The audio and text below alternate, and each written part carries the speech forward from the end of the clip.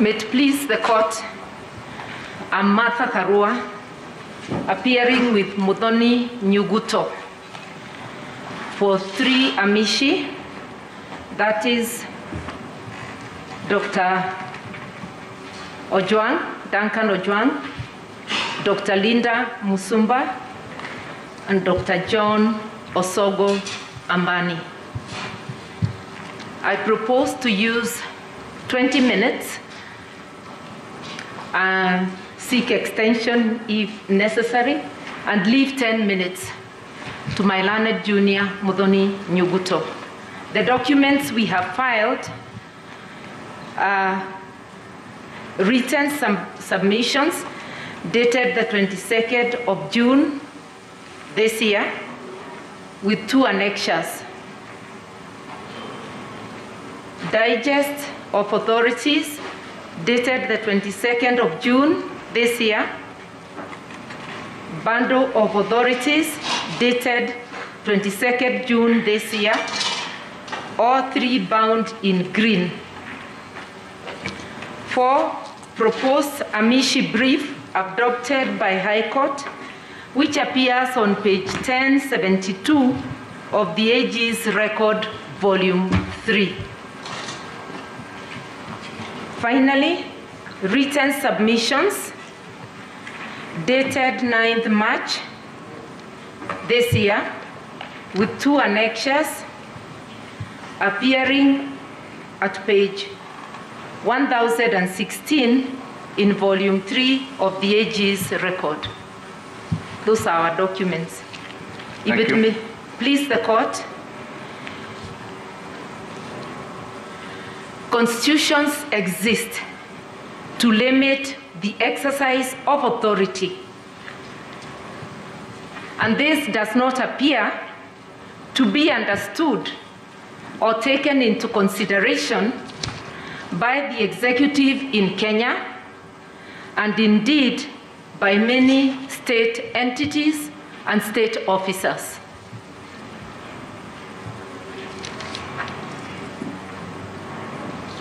And it is clear to me that modern dictators, especially in Africa, are using the Constitution or constitutional amendments as a special purpose vehicle to claw away on civil liberties and democratic gains. And we have examples all around us, even in the sub-region, where extension of presidential terms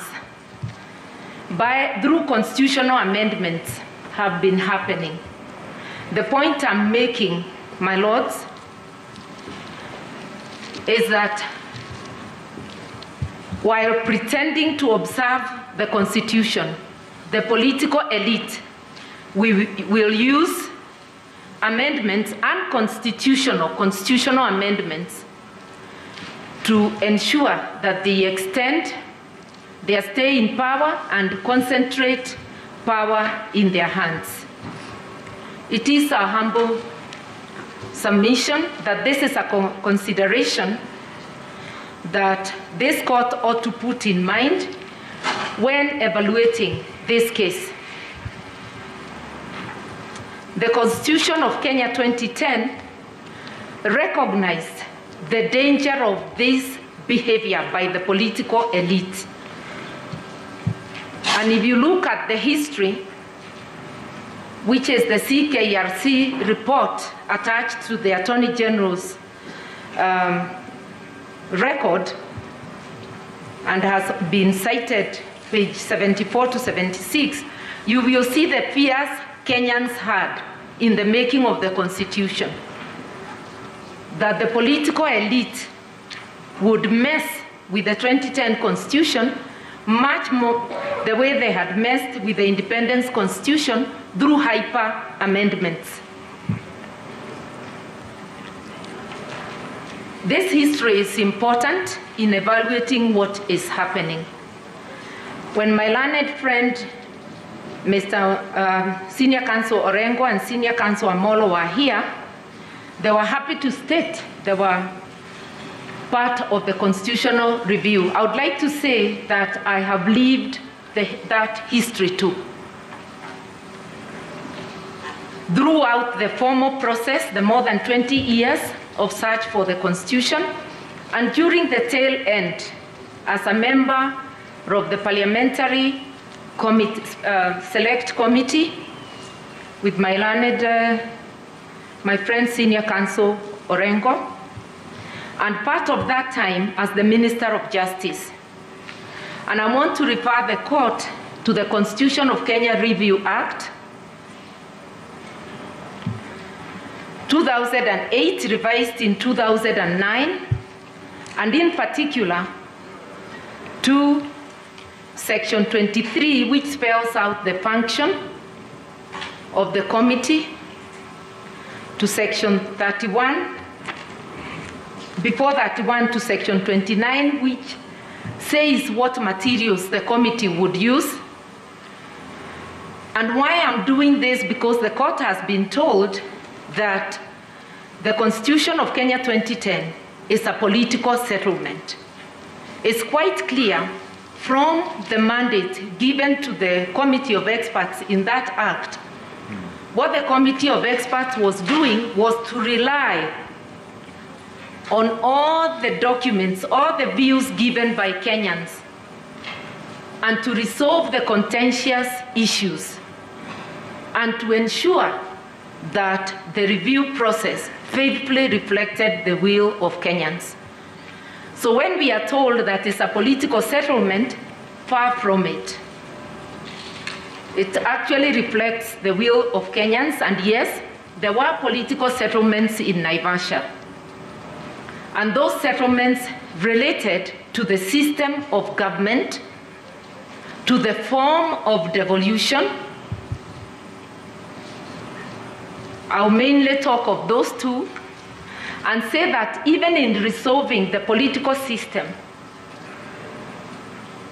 as part of the group in Naivasha, we did not go beyond the suggestions given to the Committee of Experts.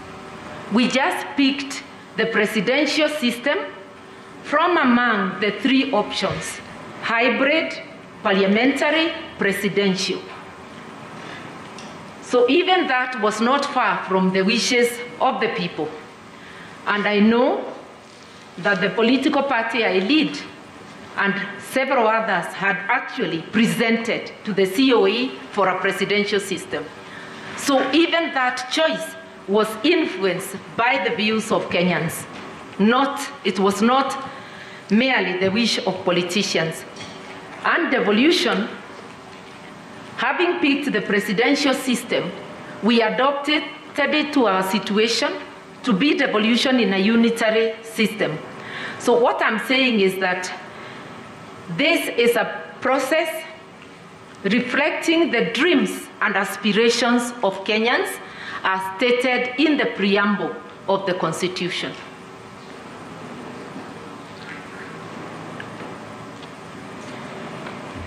My lords, in the 2010 Constitution, the judiciary, in Article 1 and Article 159, judicial authority must be exercised for the purposes and principles in the Constitution and shall be protected and promoted. And judicial authority must be guided by the principle that justice shall be done to all irrespective of status. This again is anchored in the Bill of Rights, Article 27, which clearly states that everyone is entitled to equal protection and equal benefit of the law. I'm emphasizing that, my lords, I know you know it, but it is important that we remind all of us that nobody should come to this court with a sense of entitlement, however mighty. Once you enter the doors of the court, you are a litigant just like any other. We are therefore asking the court to ignore all statements that have been made extraneously some of them predicting the outcome of this case, sounding very much like a team member in a boxing match shouting to the opponent that they've already won before the match has started. We urge the court to take its time to read the submissions and the authorities cited and the proceedings of the Superior Court, and to see that the Superior Court discharged its judicial duties admirably in a well-reasoned judgment and gave declarations pursuant to its powers to interpret the Constitution. It was suggested that before by the appellants that the Superior Court or the High Court cannot give advisory, only the Supreme Court. We have no quarrel with that. The High Court did not give advisory. It made declarations as it's entitled to do. This was a suit-seeking declaratory judgment, and the court pronounced itself as required and as it is entitled under the law. My lords, my ladies, I submit that we are yet to fully implement our 2010 Constitution. It's a work in progress.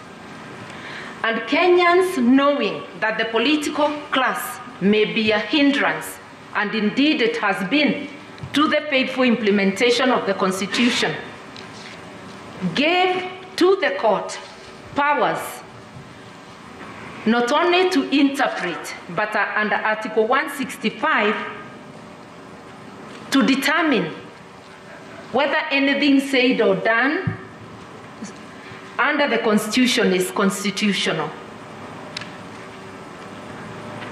That is what the High Court was asked to determine under 165, and all they did was to discharge their duties. We urge you, in reviewing the evidence, to come to the same conclusion and to find that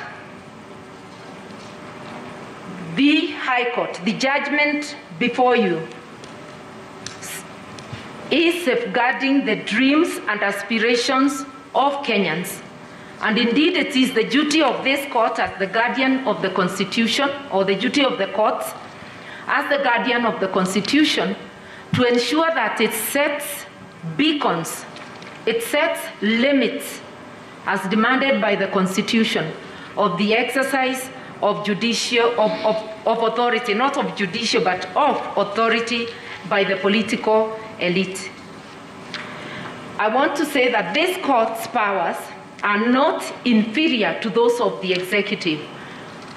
All the arms of government derive their power from the people. And this court has the final word on the interpretation of the Constitution. Drawing on my learned Junior Mudhomi's analogy yesterday, we invite the court to use its sword to mark the beacons of exercise of power by the executive, and to find that the judgment of the High Court should be upheld and the appeal dismissed.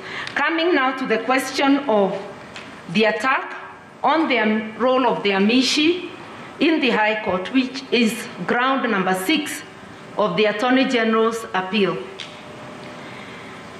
We submit that the amici discharged their role of advising the court, of assisting the court, of maintaining fidelity to the law, of being impartial, and this is shown in the submissions of the amici before the High Court, which are on page 1019 of the Attorney General's Record of Appeal, and also the submissions by our clients before this court, which are already before you.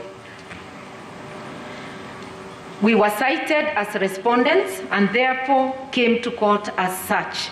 But the sum total of our submissions will show fidelity to the law, impartiality, the fact that part of our submissions may coincide with the submissions of parties. That does not make the amici biased per se. The amici are talking of the law as it is and assisting the court mainly to understand the basic structure. And coming to that, my lords, my ladies, our submission is that the basic structure is inherent. It is part of the DNA of any constitution. Whether it has been designed or not, as a matter of fact, every constitution has a basic structure. Ours is no different. And if you look at Article 255, you will see protected clauses, which we submit are part of the basic structure of the Kenyan Constitution 2010. We ask you to be persuaded, like the High Court was, that indeed 2010 Constitution has a basic structure and that the basic structure doctrine is applicable to Kenya. My lords, yes. The implementation or the realization of the dreams and aspirations of Kenyans depend on the courts as guardians of the Constitution. It is through pronouncements of the court, without fear or favor, that this country will eventually achieve the transformation envisaged by the 2010 Constitution. We invite you to rise up to your duty,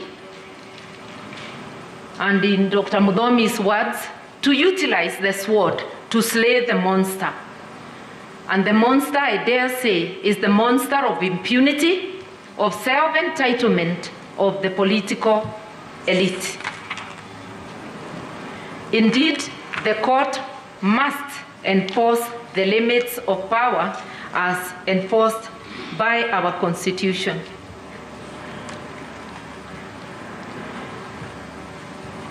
My Lord, I have something I would like to put to you as an officer of this court. When public officers come before the court, don't they have a duty to be impartial and to actually give the court, to the best of their ability, the issues as they are?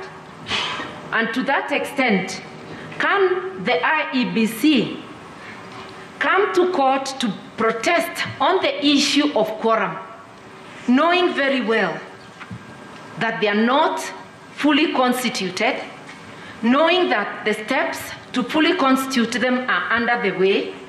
Should they waste public funds, public resources, time and money to come and contest such an obvious point? Should the AG, who ought to have advised the executive and the government to replace the commissioners who resigned immediately, should they waste public resources coming to canvass this point before the court, or should they have considered and said the work is underway? Can the IEBC contest the issue that there is no referendum law, the IEBC and Parliament, yet there is a referendum law pending now before Parliament, meaning that they have already identified there is a gap and they are working to redress it? Yet we hear the Parliament and the Attorney General canvassing, not the Attorney General but IEBC, canvassing this issue before the court. Is this prudent use of resources? What is the court's role in this? Is this a case where the court should reprimand those officers, those state officers, and even ask them to bear the costs? It is happening too often, where state officers take Kenyans who question as their enemy instead of serving them equally with others. These are the questions that are before the court, and I dare say they demonstrate the impunity which permeates ranks of state officers, the executive, very much of government. We are asking the court to utilize that sword to slay the monster. Parliament delayed the appointment of those commissioners by not passing the law. Can they use their delay to come and ask the court to find otherwise? These are the questions we are asking. We urge the court to dismiss this appeal and to affirm the judgment of the High Court. I yield to my learned junior, Muthoni Nyuguto.